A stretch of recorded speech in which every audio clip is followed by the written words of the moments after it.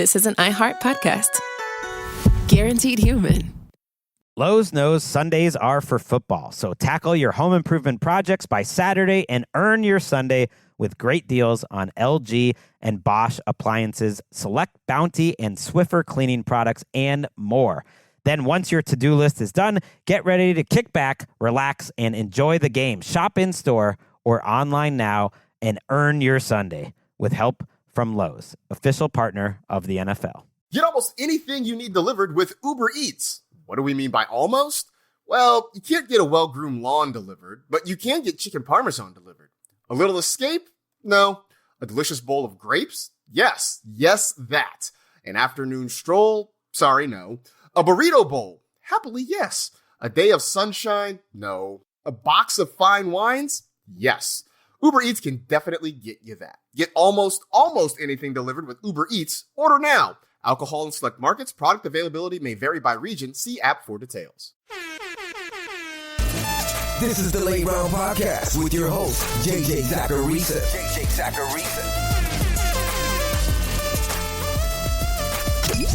What's up, everyone? It's JJ Zacharisa, and in this episode 1071 of the Late Round Fantasy Football Podcast, thanks for tuning in.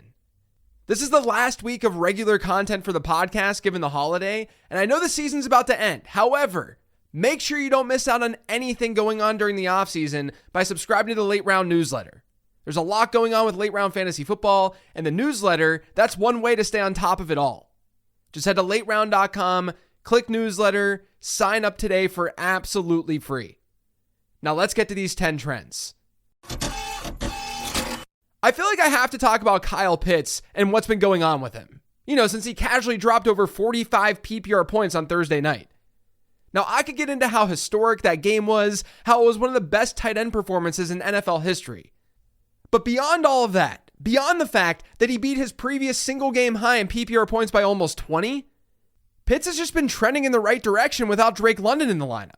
He's seen target shares of 25%, 26%, 35%, and 29% in his 4 games without London, or his last 4 games. And earlier this year without London, he had a 30% share. Even before that 45-point outing, he had scored 15 and 15 PPR points in his previous 2 games. Pitts is obviously a must-start player as long as London is out. Just keep in mind, that target share drops to about 19% with London in the lineup. And there's at least some chance that he goes this week. It's just early, so I have no idea. The Rams are almost definitely going to finish the season with the lowest running back target share in the league. Again. They have a 10.2% target share right now through 15 weeks. That's actually a little bit lower than what we typically see from them. But not by much. Because over their last 6 seasons entering this one, the Rams have ranked 32nd, 30th, 32nd, 31st, 32nd, and 32nd in running back target share. And now they're 32nd once again. Now, Kyron Williams has been fine for his cost in fantasy, but man, managers are really lucky that offense is cooking the way that it's cooking. Because he's not seeing the kind of volume that he's gotten in the past. But he's finding the end zone plenty. Now, speaking of running back target shares, one change that we saw with the Colts this past weekend with Phillip Rivers under center was more looks to the running backs through the air. Colts running backs had nearly a 35% target share against the Seahawks. Now, Seattle does have a high adjusted target share allowed to running backs. It's the second highest in the league. But Rivers, he also doesn't have the strongest arm. We'd expect more dump-offs. And that's what we saw. That 35% target share was the highest mark of the season for them. Their previous high was just 21%. And that right there could keep Jonathan Taylor afloat in PPR formats. I called Troy Franklin a drop on last week's 15 transactions episode, and then it was announced later in the week that Pat Bryant was out. So I took that back real quick. But regardless, the production was there for Franklin in week 15, but the usage, it was still down in general. Even without Pat Bryant, Franklin ran fewer routes than Lil Jordan Humphrey. Now, he did see a 19% target share. He scored 21 PPR points. So again, he was fine. But I do think everyone needs to be aware that Franklin is not seeing the kind of work, at least from a route share perspective, that he was earlier this year. He's been below a 70% route share in each of his last 3. His route share before all of this was 80%. In order for wide receivers to see targets, they need to run routes. So despite his production in Week 15, this is still a concerning trend for Troy Franklin. The Chargers' backfield sort of continued its Week 14 ways into Week 15. Kamani Vidal did outsnap Marion Hampton 42-24 against Kansas City. That's a pretty big delta. But Hampton's seeing more ground game work. He outrushed Vidal 15-12. Now that snap share difference, that exists because Vidal's seeing more work on the clear passing downs. Likely for pass pro reasons. According to Fantasy Life data, he's seen every 2-minute snap over the last 2 weeks with Hampton back. He's seen the field on about 90% of their long down and distance snaps. And that's 100% capping Amari and Hampton's ceiling. Now, I know this isn't a matchup show, but it's going to be really interesting to see the Browns face the Bills this week. And this is kind of trends related, so I'm going to run with it. But it's going to be interesting because Harold Fannin is seeing so many looks in that Browns offense right now. He's coming off a game with a 45% target share. That's the highest from any tight end this season. The Browns actually have the highest tight end target share now. It's barely higher than Arizona's. Meanwhile, they get the Bills this week. Buffalo has allowed the fewest adjusted fantasy points to tight ends this year, and no team has allowed a lower adjusted target share to the position. Here's the thing though. When I'm talking about adjusted target share, teams against Buffalo, they've seen their share decrease by 6 percentage points. Like I said, that's the biggest decline in the league. But 6 percentage points, a 6 percentage points decline for the Browns, that would still put them as a top 5 team in tight end target share. So it's going to be really interesting to see how that all plays out. Mike Evans and Jalen McMillan's return for the Buccaneers definitely changed the dynamic to that wide receiver room. According to PFF data, Chris Godwin led that team on Thursday night with a 95% route share. Mike Evans, he was next, 70% route share. Then Emeka Egbuka was at 63%, and Jalen McMillan had a 50% route share. Honestly, kind of bizarre usage. The Bucs literally hadn't given Chris Godwin that kind of route share all year. That was his highest of the season. Meanwhile, the Egbuka route share, that was the lowest of his season. Now, Egbuka still saw a 22% target share. That was really good to see. But he's probably even more volatile than people realize, given that low 63% route share. He's not a lock to be in your lineup. And it's been that way, unfortunately, for a while now. The Isaiah Likely game in Week 15 really ruined a lot of fantasy matchups. And I'm with you. I feel you. The Ravens actually had just 2 tight end receptions against the Bengals. That's the fewest amount of tight end receptions that any team had had against them all year long. Go figure. Isaiah Likely didn't see a single target. But I wouldn't be talking about this if there wasn't some sort of trend-related item. Likely actually ran one more route than Mark Andrews.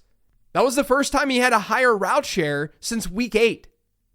Just get ready to be trolled and watch Likely have a big outing in Week 16 when none of us trust him. That's just how fantasy football works. There was a stretch from Week 4 through Week 10 where Khalil Shakir was seeing about a 26% target share in the Buffalo offense. He was averaging over 12 PPR points per game across his first 9 games of the season. Since then, he's been at 8 PPR points per game. And over his last 3, Shakir has seen target shares below 20% in every contest. Now, Shakir did have an 80% route share in Week 15. That was great to see. But that was just the second time that he'd been over a 70% route share over his last 5 games. This is mostly to say that Shakir's stability that anyone drafted him for just really hasn't been there. He's not the easiest guy to trust down the stretch. Let's chat about Luther Burden to end today's show. I know his fantasy production hasn't been amazing, and he's banged up right now. I don't know his status at the time of this recording. I don't know if he's going to play this weekend. But Burden has been low-key very, very, very good. Over the last 2 games without Rome Odunze, we've seen Burden with target shares of 21% and 26%. He's seeing a target on 30% of his routes run over this time. That's truly an elite number. Just for some context, among relevant wide receivers over the last couple of weeks, the only players with a higher targets per route run rate than Luther Burden are Puka Nacua, T. Higgins, who didn't play last week, Amon-Ra St. Brown, and Terry McLaurin. That's it. Right below Burden is A.J. Brown, Michael Wilson, Christian Watson, Jamar Chase, and Rashee Rice. On the season, according to PFF data, Burden has a 2.48 yards per route run rate. Among wide receivers with 20 or more targets this year, that number it only trails Jackson Smith-Njigba, Puka Nacua, Drake London, CeeDee Lamb, Amon-Ra St. Brown, and Tyreek Hill. In other words, that's the 7th best number among all wide receivers. And it gets better. Yards per route run is one of the most predictive metrics that we can find for rookie wide receivers in terms of how well they're going to do with the rest of their career. Since 2011, among rookie wideouts with 40 or more targets, only Martavis Bryant, Odell Beckham, A.J. Brown, Justin Jefferson, Puka Nacua, and Jamar Chase finished their rookie seasons with a better yards per route run rate than Burden's current rate. Guys, if Luther Burden can finish strong, he's going to be in elite territory. And I know that sounds crazy because his fantasy production hasn't been amazing. He's just been so good with every route run. And if there's someone out there in your dynasty league who's not buying into this, I'd do whatever I could to get Luther Burden on my roster. That's it for today's show, though. Thanks to all of you for listening. If you yet subscribed to the Late Round Fantasy Football Podcast, make sure you are by searching for it pretty much anywhere podcasts can be found. And don't forget to follow me on Twitter and on Blue Sky at Late Round QB. Thanks for listening, everyone. I'll be back tomorrow with the weekly Sleepers episode.